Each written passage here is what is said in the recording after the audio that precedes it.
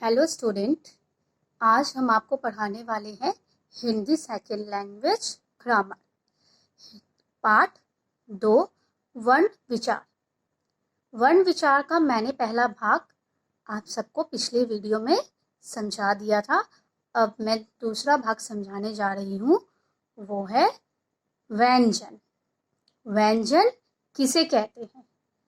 मुंह के अलग अलग भागों से उच्चारित होने वाले ध्वनि संकेतों को व्यंजन कहा जाता है। मुंह से जो अलग अलग भागों को उच्चारित किया जाता है, ठीक है, होने वाले ध्वनि के संकेत को हम लोग क्या कहते हैं? व्यंजन कहते हैं।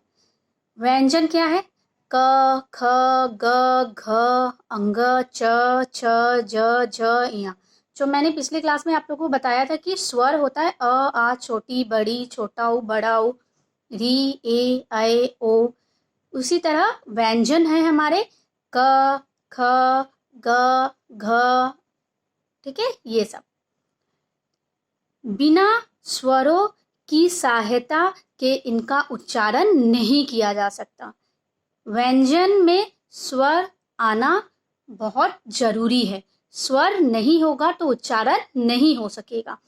व्यंजन में स्वर आता ही है, इसीलिए कहा गया है बिना स्वरों की सहायता से इनका किनका व्यंजनों का उच्चारण नहीं किया जा सकता। ठीक है, हिंदी के मूल व्यंजनों की संख्या 33 है, 33, जिन्हें उच्चारण स्थानों के आधार पर 5 वर्गों में बांटा गया है। ठीक है, एक वर्ग में 5 है, दूसरे वर्ग में 5 है, तीसरे वर्ग में 5 है, चौथे वर्ग में 5 है, ठीक है, और 5वें वर्ग में 5 है। इस तरह करके वर्ग को बांटा गया है। ठीक है, क वर्ग में क्या है? क, ख, ग, घ, अंग। च वर्ग में क्या है? च, छ, ज, झ, इया। ट वर्ग में क्या है? ट, ठ, ड, ढ, अण। त वर्ग में क्या है? त, थ, द, थ, न। प वर्ग में क्या है? प, फ, ब, भ, म। ये 5 वर्ग में बांटा गया है। उसके बाद आपका है अंतस्थ में क्या है? य, र, ल, व। उष्म में क्या है? स, ठीक है, सलगम वाला श, पेट काटा श, छोटा स, ह। ठीक है, अड़ और ढ हमारा क्या है? मूर्धन्य व्यंजन। अब हम पढ़ेंगे कि क वर्ग, जो क वर्ग है वो हम लोग किससे बोलते हैं? कंठ, यानी कंठ से। ठीक है, गले से आवाज आती है। ठीक है, हम लोग जब क, ख, ग, घ, अंग बोल रहे हैं तो हमारी आवाज, क वर्ग की आवाजें जो 5 वर्ग मतलब 5 है, वो किससे निकलती है? गले से निकलती है। ठीक है, आप सभी लोग ट्राई करके देख सकते हैं। क, ख, ग, घ, अंग। अब च वर्ग, च वर्ग हमारा को तालु से कहते हैं, यानी तालव्य। मुख के ऊपर वाले जो भाव है उसे हम लोग क्या कहते हैं? तालु। हमारे मुंह के ऊपर में जो है, ठीक है, हमारे मुंह के अंदर ऊपर वाले जो भाग होते हैं उसे हम लोग तालु कहते हैं। ठीक है, जब हम लोग ये कहते हैं कि च, छ, ज, झ, इया, तो हमारा जीभ जो है वो स्पर्श करता है, ऊपर वाले तालु को छूता है। आप सभी ट्राई करके देख सकते हैं। च जब बोलेंगे, छ जब बोलेंगे तो देखेंगे कि आपका जीभ ऊपर वाले तालु से स्पर्श हो रहा है। स्पर्श का मतलब छूना। अब हम लोग ट वर्ग पढ़ेंगे। ट वर्ग को हम लोग क्या? मूर्धा, यानी मूर्धन्य। इसको बोलते समय हमारी जो जीभ है ये मुख के ऊपर वाले हिस्से को छूती है। ठीक है, स्पर्श करती है। ट, ठ, आप भी सब बोलेंगे, देखिएगा, ड, ह, ढ, अण। ओके, अब है त वर्ग। त वर्ग को हम लोग कहते हैं दांत। ठीक है, दंतया। आपकी जीभ कौन से हिस्से को छू रही है, ठीक है, या फिर आपकी जो जीभ है वह दांत को स्पर्श करती है, मतलब आपका जीभ जो है वो दांतों से छूती है। तो देखिए, आप लोग भी जब बोलिएगा त, थ, द, ध, न, आप लोग भी ट्राई करके देखिएगा कि आपका जो जीभ है वो दांत को स्पर्श करेगी, छुएगी जब भी आप बोलेंगे त, थ, द, ध, न। अब हम लोग पढ़ेंगे प वर्ग। प वर्ग को हम लोग होठ से बोलते हैं। ठीक है, ओष्ठ्य को हम लोग क्या कहते हैं, ओठ। आप देख सकते हैं आपके दोनों होठ आपस में बिना जुड़े इस वर्ग का उच्चारण नहीं कर सकते हैं, इसलिए इसका नाम रखा गया है ओष्ठ्य। ठीक है, ओष्ठ्य में क्या होगा आपका, ओष्ठ्य में आपका आ जाएगा य, र, ल, व, मतलब ऐसा हो रहा है। ठीक है, ओष्ठ को दोनों टच हो रहा है फिर खुल रहा है। ठीक है, अब हम लोग पढ़ेंगे कि इनमें पूरे कितने हैं, 25 है। ये 25 वर्ग होते हैं। ठीक है, हर वर्ग में 5-5 करके होते हैं। क वर्ग में 5 है, च वर्ग में 5 है, ट वर्ग में 5 है, त वर्ग में 5 है, प वर्ग में 5 है। कुल कितने हैं, 25। ठीक है, अब हम पढ़ेंगे अंतस्थय। अंतस्थय किसे कहते हैं, जिन व्यंजनों का उच्चारण करते समय जीभ मुख के किसी भाग को पूरी तरह स्पर्श नहीं करती है। ठीक है, अंतस्थय जो भी व्यंजनों को हम लोग उच्चारण करते हैं, ठीक है, या उच्चारण करते समय जीभ मुख के किसी भी भाग को पूरी तरह से नहीं छूती है, उसे हम लोग क्या कहते हैं, अंतस्थय व्यंजन।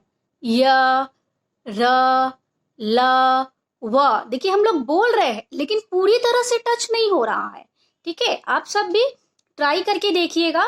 कोशिश क्या, ये होता ही है ऐसा। आप ट्राई करिएगा अपने घर पे, जब यह बोलिएगा तो देखिएगा कि पूरी तरह से स्पष्ट नहीं हो रही है। ठीक है, अब हम पढ़ेंगे ऊष्म व्यंजन। ऊष्म व्यंजन किसे कहते हैं, जिन व्यंजनों का उच्चारण करते समय मुंह से गर्म हवा निकलती है, यानी गर्म हवा निकलती है, वे ऊष्म व्यंजन कहलाते हैं। ऊष्म का मतलब अर्थ क्या है, गर्म, गर्मी हवा। ठीक है, गर्म हवा। ठीक है, ये भी 4 होते हैं, जैसे स, ठीक है, पेट काटा श, छोटा स, ह। अब जब भी बोलेंगे तो देखिएगा एक गरम हवा निकलेगी। अगर आपको ऐसे नहीं है तो आप अपने हाथ को अपने मुंह के पास लगाकर आप देख सकते हैं कि जब आप ऊष्म का उच्चारण कर रहे हैं, स, पेट काटा श, छोटा स, ह, तो आप देखेंगे कि मुख से गर्म हवा निकलती है। ओके, समझ में आया। अब हम पढ़ेंगे नेक्स्ट टॉपिक, संयुक्त व्यंजन। ऊपर लिखे गए व्यंजनों के अतिरिक्त व्यंजनों के 4 और रूप देखने को आते हैं। 4 कौन कौन से, तो संयुक्त व्यंजन किसे कहते हैं, 2 या 2 से अधिक व्यंजनों के योग से बने व्यंजनों को हम लोग संयुक्त व्यंजन कहते हैं। 2 से अधिक और अधिक युग जो व्यंजन बन जाते हैं उसे हम लोग कहते हैं संयुक्त व्यंजन। जैसे देखिए, छ, तो क हलंत प्लस पेट काटा श, ये हमारा हो गया क्षमा, क्षमता। ठीक है, इसी तरह जैसे संयुक्त व्यंजन हमारे 4 होते हैं, छ, त्र, ज्ञा और श्र। ओके, अब हम पढ़ेंगे द्वितीय व्यंजन।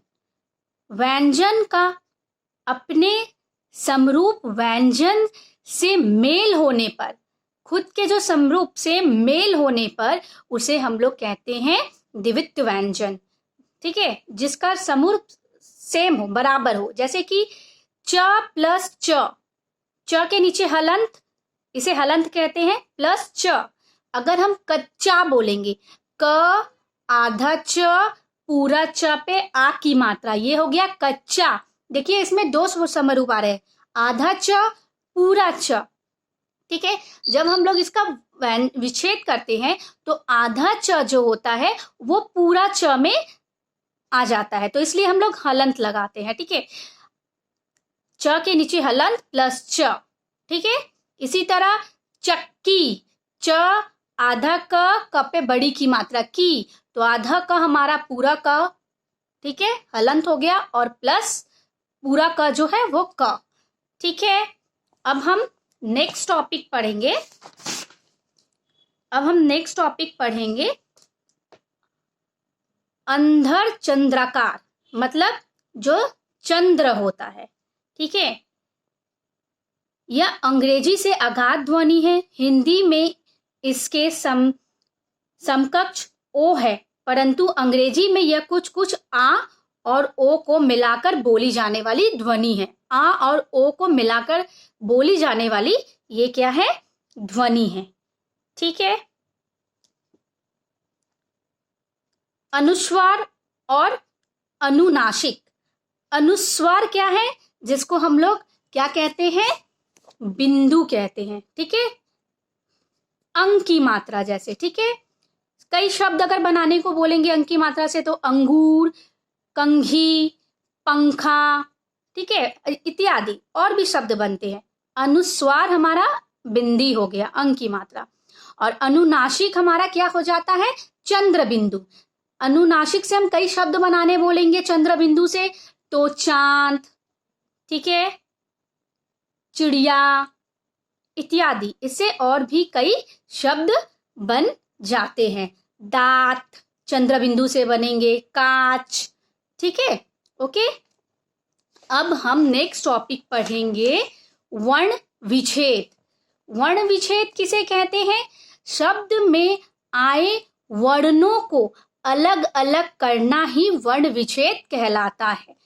शब्द में जो वर्णों आते हैं उसको जो हम लोग अलग कर देते हैं, तोड़ देते हैं, उसे हम लोग कहते हैं वर्ण विच्छेद। जैसे कि क म ल, कमल। ठीक है, तो कमल को हमको क्या करना है? तोड़ देना है। तो क, देखिए क के साथ अ आ रहा है, क, तो क लिखेंगे, उसके नीचे हलंत देंगे, प्लस स्वर की मात्रा। ठीक है, म, देखिए म के साथ अ आ रहा है, प्लस का साइन देंगे, फिर म लिखेंगे, उसके नीचे हलंत देंगे, फिर प्लस लिखकर अ लिखेंगे। फिर ल में भी अ आ रहा है, तो ल के नीचे हलंत देंगे, प्लस अ। ये हमारा वर्ण क्या हुआ? टूटकर बन गया। मैंने अभी थोड़ी देर पहले आप लोग को समझाया था कि व्यंजन जो शब्द होते हैं उनके साथ स्वर होना बहुत जरूरी है। स्वर होगा तभी व्यंजन बन पाएंगे, नहीं तो व्यंजन नहीं बनते हैं। इसलिए देखिए क म ल, क के साथ, क आपका क्या है? स्वर, सॉरी, क आपका व्यंजन है, व्यंजन के साथ स्वर लग रहा है, अ आ रहा है। ठीक है, इसी तरह नेक्स्ट है गिलास। ग पे छोटी ई की मात्रा, ल पे आ की मात्रा, श। ठीक है, एक बात याद रखिएगा, हमारा व्यंजन शब्द में ही हलंत लगता है, स्वर शब्द में हलंत नहीं लगता है। इसलिए हम लोग व्यंजन शब्द में हलंत लगाते हैं, और व्यंजन के साथ जो स्वर आते हैं उसे हम लोग प्लस करके लिखते हैं। ठीक है, तो गिलास, ग पे छोटी ई की मात्रा है, तो पहले हम लोग व्यंजन का ग लिखेंगे, उसके नीचे हलंत देंगे, प्लस का साइन देंगे। कौन सी मात्रा है? छोटी ई मात्रा है, तो छोटी ई लिखेंगे, प्लस ला के साथ आ की मात्रा आ रहा है, तो ल हमारा व्यंजन शब्द है, इसलिए हम लोग ल के नीचे हलंत देंगे, प्लस आ की मात्रा लिख देंगे, प्लस स हमारा व्यंजन वर्ण है, सॉरी व्यंजन हाँ 1 है, उसके नीचे हम लोग हलंत लगाएंगे प्लस अ लिख देंगे। ठीक है। इसी तरह आपको एक चीज ध्यान देना होगा कि मात्रा, अगर छोटा ऊ बोलेगा तो छोटा ऊ लिखिएगा, मात्रा दीजिएगा, बड़ा ऊ रहेगा तो बड़ा ऊ का मात्रा दीजिएगा। ठीक है। ओके स्टूडेंट, इतना ही समझिए। ओके, मैं नेक्स्ट वीडियो में आप लोगों को इसका क्वेश्चन आंसर अपलोड कर दूंगी। Okay student, thank you.